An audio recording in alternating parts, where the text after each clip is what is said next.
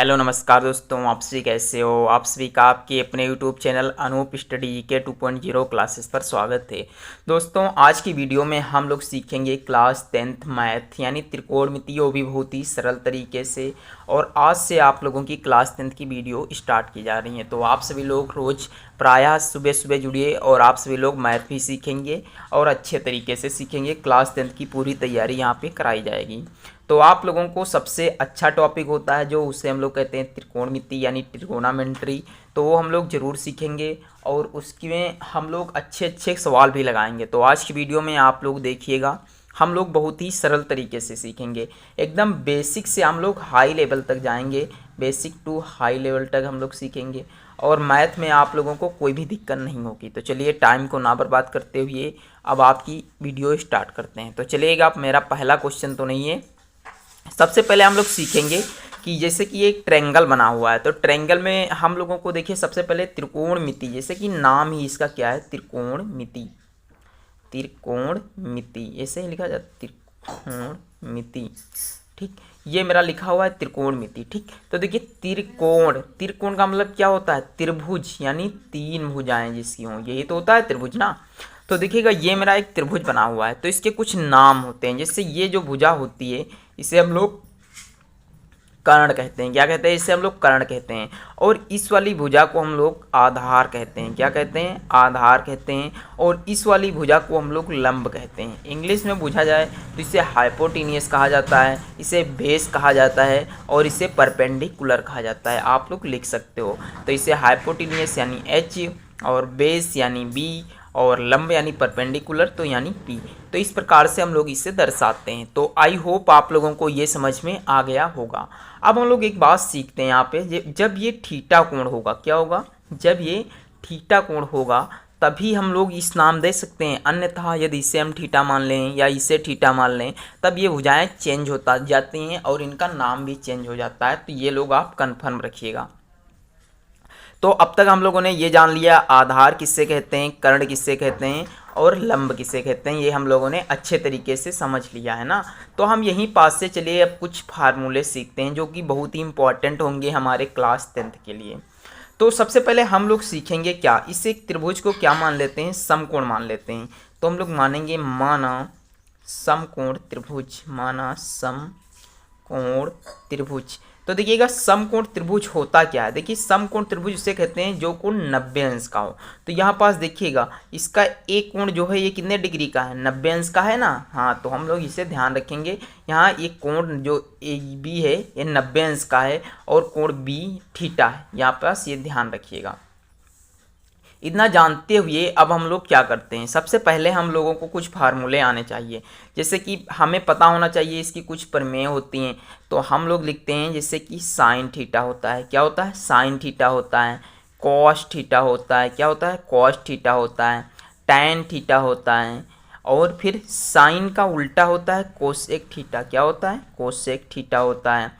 Cos का उल्टा होता है सेक थीटा होता है। और टेन का उल्टा क्या होता है, कॉट थीटा होता है। कितना होता है, कॉट थीटा होता है। तो इतना हम लोगों को कंफर्म हो गया होगा आई होप कि साइन थीटा क्या होता है, कॉस थीटा क्या होता है, टेन थीटा क्या होता है। ये 6 कोण होते हैं, इन्हें हम लोगों को याद रखना होगा। ये क्या है, त्रिकोणमितीय अनुपात होते हैं, ये आप लोगों को याद रखना है।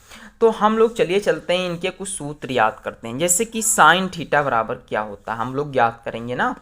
तो देखिएगा साइन थीटा बराबर हम लोगों को एक फार्मूले से सीखेंगे, जैसे कि लाल बटे कक्का, लाल बटे कक्का। इस तरीके से हम लोग याद कर सकते हैं इस ट्रिक को। चाहो तो आप बेसिक से भी यूं ही याद हो जाएगा, 1-2 दिन जब ट्राई करोगे तो आप लोगों को सब याद हो जाएगा। बट हम लोग चाहें तो इस ट्रिक से याद कर सकते हैं, लाल बट्टे कक्का। अब लाल से क्या डिनोट किया जाएगा, लंब डिनोट किया जाएगा। और ए से क्या डिनोट किया जाएगा, आधार डिनोट किया जाएगा। और एल से फिर हम लोग लंब को प्रदर्शित करते हैं। के से हम लोग कर्ण को समझेंगे, के से फिर हम लोग कर्ण को समझेंगे और ए से हम लोग आधार को समझेंगे। ठीक, तो प्यारे बच्चों को जो वीडियो अच्छी लग रही हो तो वीडियो को शेयर ज़रूर कर दीजिएगा ताकि आप जैसे मित्रों को भी समझ में आए। तो हम लोग अब क्या करेंगे, देखिएगा सबसे पहले फार्मूला याद करते हैं। देखिएगा साइन थीटा बराबर क्या होता है, तो देखिए साइन थीटा बराबर होता है लंब बटे में कर्ण। क्या होता है? लंब बटे में कर्ण। इस तरीके से याद कर सकते हो, साइन थीटा बराबर लंब बटे में कर्ण। अच्छा, तो आप कहोगे इस ट्रिक का क्या करें हम? तो देखिए इस ट्रिक से हमें कुछ लेना देना नहीं है। सबसे पहले हम फार्मूला लगा रहे हैं साइन थीटा, तो साइन थीटा बराबर क्या होता है? लंब बटे कर्ण। ध्यान आ रहा ना? कुछ समझ में आ रहा होगा। दूसरा होता है कॉस थीटा, तो कोस थीटा के लिए दोबारा क्या है? आधार बटे कर्ण। तो हम लोग इस तरीके से याद कर लेंगे, आधार बटे कर्ण। ठीक, उसके बाद में तीसरा फार्मूला आता है tan थीटा। तो देखिएगा tan थीटा यानी तीसरा आ गया पॉइंट, तो tan थीटा बराबर क्या होगा? लंब बटे में आधार। तो हम लोग यहाँ पास लिख लेंगे लंब बटे में आधार। आप लोग चाहो तो अपनी कॉपी पर इसे नोट करते रहिएगा, क्योंकि ये बहुत ही इंपॉर्टेंट होने वाले हैं।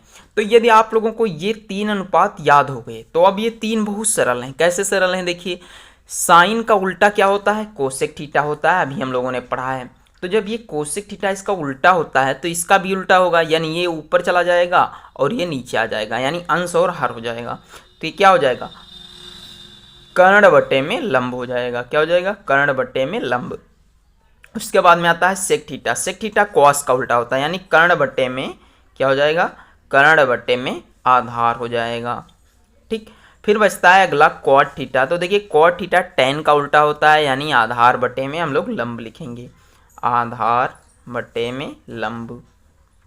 तो आप लोगों को आई होप समकोण त्रिभुज जो ये त्रिकोणमितीय अनुपात 6 याद हो जाएंगे। एक बार दोबारा रिवीजन कीजिएगा। साइन थीटा बराबर लंब बटे कर्ण, कोस थीटा बराबर आधार बटे कर्ण, tan थीटा बराबर लंब बटे आधार और कोस थीटा बराबर कर्ण बटे लंब। सेक थीटा बराबर कर्ण बटे आधार, कोट थीटा बराबर आधार बटे लंब। आप चाहो तो इस ट्रिक से भी याद कर सकते हो और चाहो तो इस तरीके से भी तैयार कर सकते हो, कुछ भी करके आपको याद करना है ये। तो आई होप आप लोगों को ये समझ में आ गया होगा।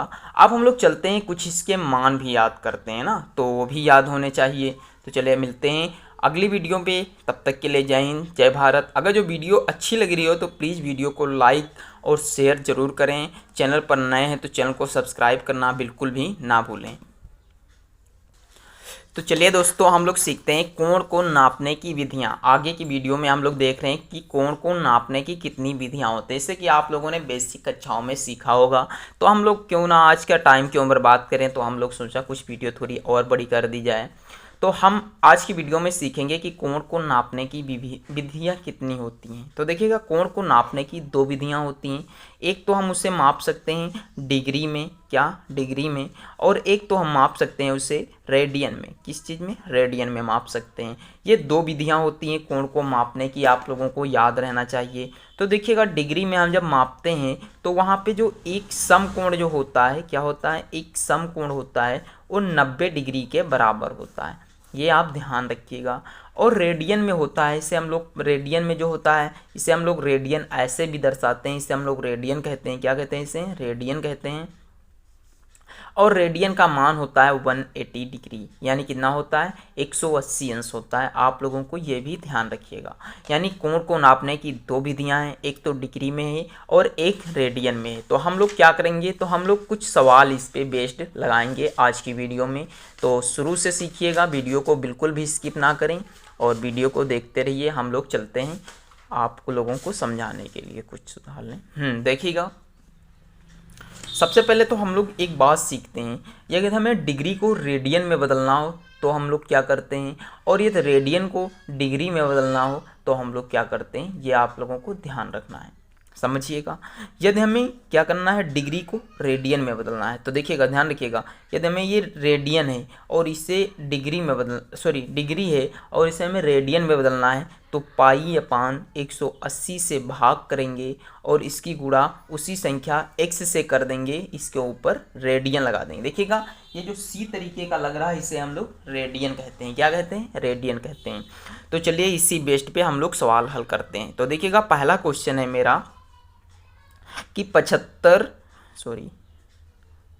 75 डिग्री को रेडियन में बदलो, रेडियन में बदलो। ये मेरा पहला सवाल है। आप लोग ध्यानपूर्वक देखिएगा। तो हम लोग इससे क्या करेंगे, देखिएगा 75 डिग्री को रेडियन में बदलो, ये सूत्र हमें याद रखना है कन्फर्म तरीके से। तो हम लोग क्या करेंगे, पाई अपान 180 लिखेंगे, ठीक, मल्टीप्लाई में 75 लिख देंगे और इसके ऊपर ये रेडियन का सिंबल लगा देंगे। उसके बाद में हम लोग क्या करेंगे, इससे देखिए भाग देते हैं, कट रहा देखिएगा, इससे 5 तियाँ 15, 5 के 30, 5 एकम 5 और 5 25, यानी ये कितना आ गया, ये आ गया 15 पाई अपान में 36, कितना आया 15 पाई अपान में 36। अब हम लोग चाहें तो इसे और भी काट सकते हैं, जैसे 2 3 पचे 15 और 3 एक हाँ कट दीजिएगा, 3 पचे 15 और 3 एकम 3, 3 दूनी कितना होता है 6। तो ये क्या आ जाएगा 5 पाई अपान में 12, कितना आया 5 पाई अपान में 12। तो यही हमारा रेडियन में बदल गया। आप लोग ध्यान में आया, पहला सवाल समझ में आया, नहीं आया कोई बात नहीं, चलिए एक और सवाल हल करते हैं। दूसरा सवाल क्या है, दूसरा सवाल है जिससे हमने कहा 40 डिग्री को रेडियन में बदलो, 40 डिग्री को रेडियन में बदलो।